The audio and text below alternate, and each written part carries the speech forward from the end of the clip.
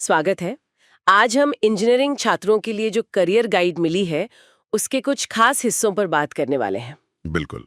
ये guide engineering के सफ़र, उम्मीदें और एक अच्छा करियर कैसे बनाया जाए, इन रणनीतियों पर फोकस करती है। हाँ, क्योंकि इंजीनियरिंग एक बड़ा निवेश है ना?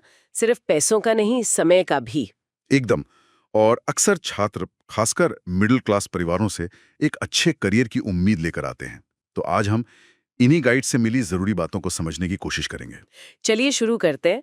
तो पहली बात जो ये गाइड कहती है, वो है कि कॉलेज लाइफ एंजॉय करना ज़रूरी है, पर साथ में एक लॉन्ग टर्म करियर विजन रखना भी उतना ही ज़रूरी है। सही बात है। और दिलचस्प ये है कि गाइड ये भी कहती है कि सबसे अच्छी कॉलेज यादें अक्सर उन्हीं की होती हैं जो बाद में अच्छा करियर बनाते हैं। मतलब सिर्फ नौकरी पाना टारगेट नहीं होना चाहिए। नहीं, बिल्कुल नहीं। लक्ष्य होना चाहिए कि 5-10 साल में आप खुद को किसी लीडरशिप रोल में देखें, जैसे कोई सीएक्सओ लेवल या टीम लीडर। और ये सलाह सभी के लिए है, चाहे कॉलेज कोई भी हो या ब्रांच। हाँ, बिल्कुल। अब आते हैं एक थोड़े चौंकाने वाले पॉइंट पर। गाइड कहती है कि पहले साल में इंटर्नशिप के पीछे नहीं भागना चाहिए। हाँ, ये थोड़ा अजीब लगता है क्योंकि सब कहते हैं एक्सपीरियंस लो, जल्दी शुरू करो, तो पहले साल क्यों नहीं? गाइड का तर्क यह है कि पहले साल के छात्रों में अक्सर वो ज़रूरी स्किल्स होती नहीं है, अच्छा। और फिर पैसे कमाने या आत्मनिर्भर होने के दबाव में वो कोई भी कम सैलरी वाली अनस्किल्ड इंटर्नशिप पकड़ लेते हैं। हम्म। इसका नुकसान क्या होता है?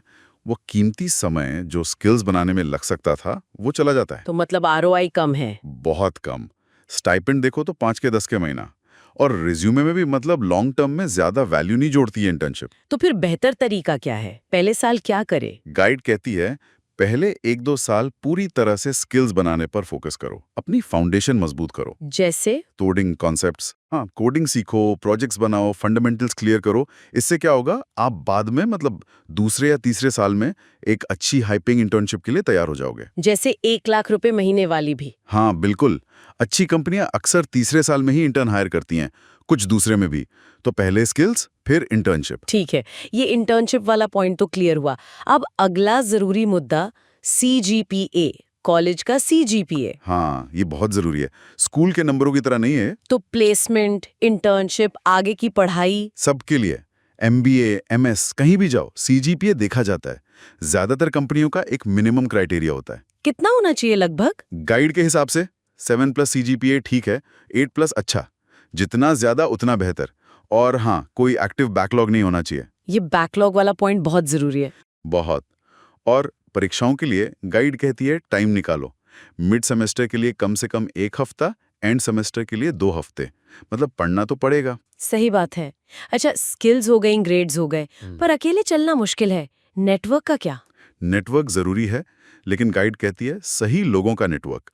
मतलब उन सीनियर से बात करो जो उन कंपनियों में हैं या उस रास्ते पर हैं जिसमें आपकी रुचि है। अच्छा, मतलब किसी भी रैंडम सीनियर से नहीं? नहीं, फोकस होना चाहिए। इनसे आपको लेटेस्ट ट्रेंड्स पता चलेंगे, कंपनियां क्या ढूंढ रही हैं, हायरिंग प्रोसेस कैसा है, ये सब पता चलेगा। और रेफरल भी मिल सकता है। हाँ, ये बहुत बड़ा फायदा है। रेफरल से एप्लीकेशन को अक्सर प्राथमिकता मिलती है, और वो आपको ऑफ कैंपस मौकों के बारे में भी गाइड कर सकते हैं। ये तो बहुत प्रैक्टिकल सलाह है। और फिर एक बात आती है जल्दी शुरुआत करने की। हाँ, अर्ली स्टार्ट। गाइड कहती है कि पहले और दूसरे साल में जो मेहनत करोगे, उसका असर बाद में कई गुना, शायद 10 गुना तक बढ़ जाता है। छोटे छोटे प्रोजेक्ट्स बनाओ। नॉन टेक में जाना है तो क्लब्स, सोसाइटीज में एक्टिव हो जाओ। इससे फायदा क्या होगा? जल्दी तैयारी से अच्छी इंटर्नशिप मिलने के चांस बढ़ते हैं, और अगर इंटर्नशिप अच्छी रही तो पीपीओ यानी प्री प्लेसमेंट ऑफर भी मिल सकता है। तो फाइनल ईयर की प्लेसमेंट की मारामारी से बच सकते हैं। काफी हद तक। गाइड ये भी कहती है कि 2-3 हम ख्याल दोस्तों का एक छोटा सा स्टडी ग्रुप बना लो, साथ में तैयारी करो, प्रोजेक्ट्स करो। ये भी अच्छा आइडिया है। और आखिरी पर शायद सबसे जरूरी चीजों में से एक, कम्युनिकेशन स्किल्स। ओ हाँ, खासकर अंग्रेजी में। ये लगभग हर प्रोफाइल के लिए क्रिटिकल है, और इसे आप आखिरी समय में ठीक नहीं कर सकते। मतलब लगातार प्रैक्टिस चाहिए। बिल्कुल। उन दोस्तों या सीनियर्स के साथ बात करो जिनकी इंग्लिश अच्छी है।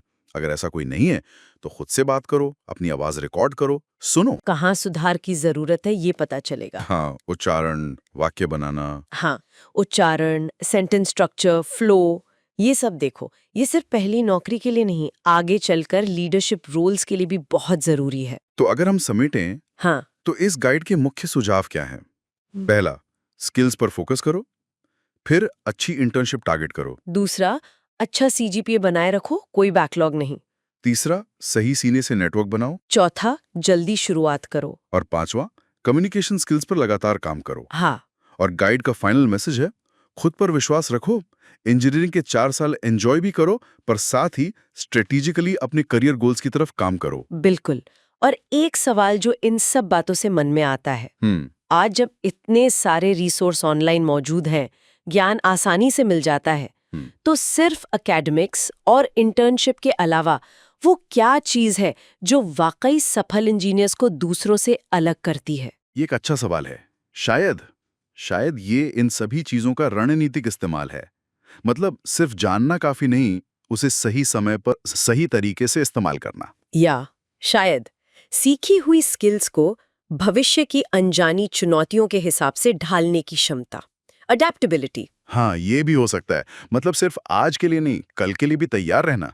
ये वाकई सोचने वाली बात है। Hi student, TestWisa is a comprehensive digital learning platform designed to transform how students prepare for competitive exams, offering personalized, intelligent test, study materials and engineering admission counseling across multiple domains.